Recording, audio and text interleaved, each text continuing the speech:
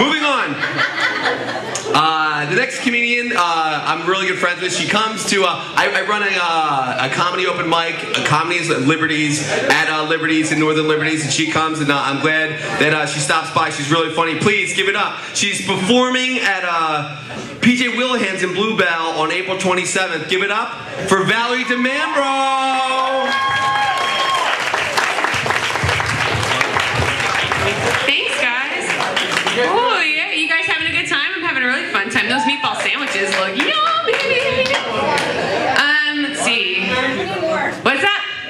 No, it's okay. Because that's not this kind of party, sir. That's down the street, okay? Ooh, eat your meatball sandwich. All right. Anywho, everyone else that's here to see comedy, eyes up front. All righty. My name's Valerie. Let's see. I got divorced and moved back in with my parents. And as trend-setting as being a young divorcee who lives with her parents sounds, it was not super cool. Okay, guys? Yeah, my parents basically just used me as their own personal IMDb. They could never remember anything about movies, what the movie was about, who was in the movie, if they actually saw the movie. My dad would say things like, "Hey Val, what's the name of that movie I wanted to tell you all about?" I'm like, "I don't know." He's like, yeah, you know. It's the one that they're advertising on the TV. I'm like, "Oh, the TV." Yeah, it was super cool. So I was super single and living at home, so I was ready to go on dates and have all the sex, but I couldn't because I didn't really have a home base. So I spent a lot of time driving around my parents' suburban town looking for the best places to have car sex. And you'd be surprised at how often that answer is church. It's true.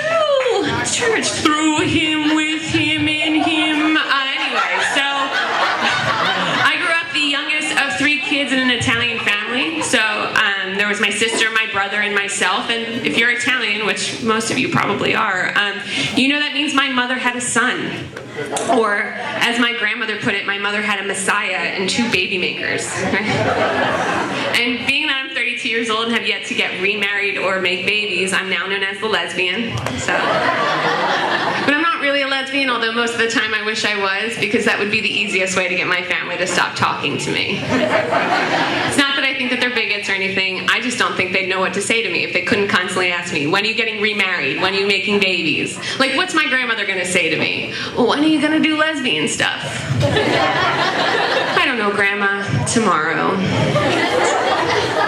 Tomorrow sounds like a good time to do it. I'm actually in a really good place in my life right now. Like, I'm really good with kids because I don't have any. And all my friends are having babies, and I'm like, I think I'm pretty much over babies. Like, if I ever do have one, I want it to come to me trained like my cat did.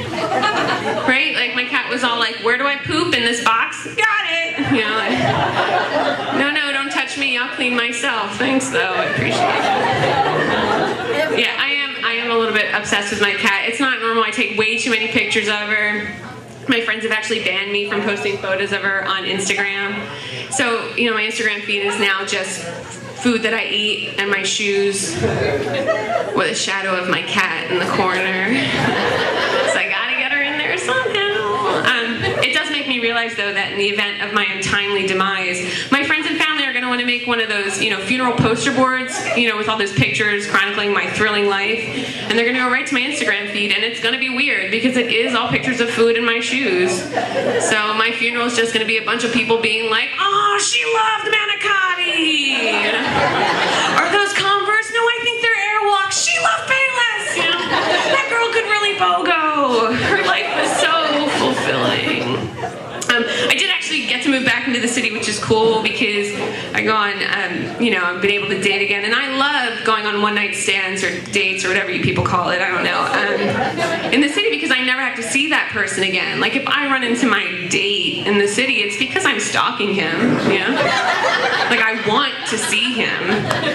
You know, I'm not really one of those, like, boil your pet kind of stalkers. I'm much more the, you know, someone who will grab information from, like, your Twitter feed or your Facebook account and create the most, like, meaningful and thoughtful gift you ever received and, like, present it to you at your birthday party, like, super casually. And you'll be like, "Oh my God, how did you know?" And I'm like, "Just because we're, like, friends, you know."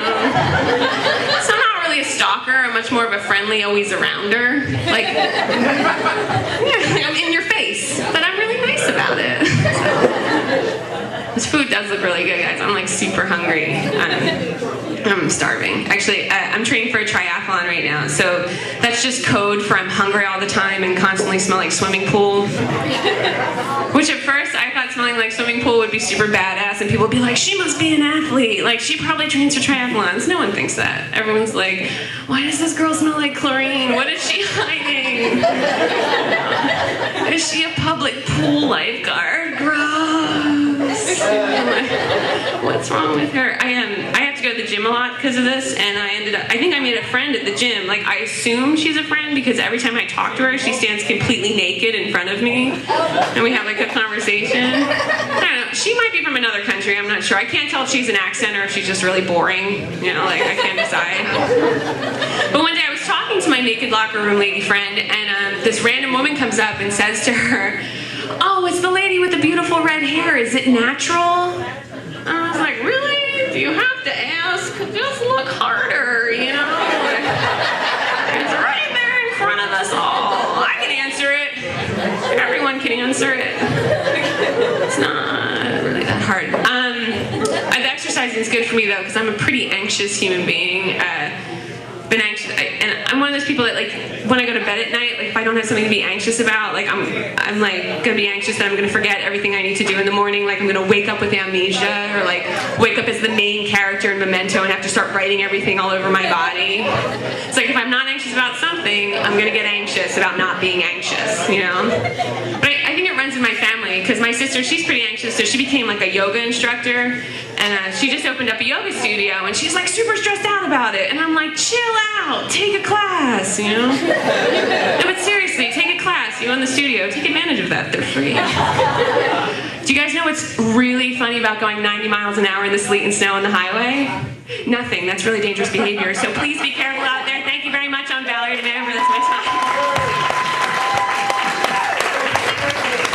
Keep it going for Valerie DeMambro. She's telling winter jokes in spring, yo.